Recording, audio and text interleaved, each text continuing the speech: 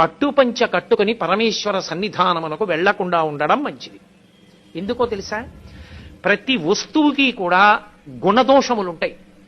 ఒక్క పట్టుపంచ నెయ్యాలంటే ఎన్ని లక్షల పట్టు పురుగులో చచ్చిపోతాయి. పట్టు కాయలన్నీ ఏం చేస్తారంటే మరుగునీళ్లలో పడేస్తారు. మరుగునీటిలో పడిపోగానే ఆ పట్టు పురుగుకి తెలివి వస్తుంది. అది బయటికి వెళ్ళిపోవాలని దారాల మధ్యలోంచి వెడుతున్న మరుగునీటికి శరీరం ఉడికిపోతుంటే బయటికి వెళ్లే మార్గం లేక తానల్లుకున్న గూట్లో తానే చచ్చిపోతుంది. చనిపోయిన తరువాత పట్టుకాయని తీసుకొచ్చి కండికి పెట్టి తిప్పుతారు. తిప్పి దారాన్ని యువతలకి తీసేసి ఆ పట్టు కాయని దాంట్లో ఉన్నటువంటి పురుగుని వీధిలో పారేస్తారు. ఎంతో హింస ఉంది ఒక పట్టుపంచలో.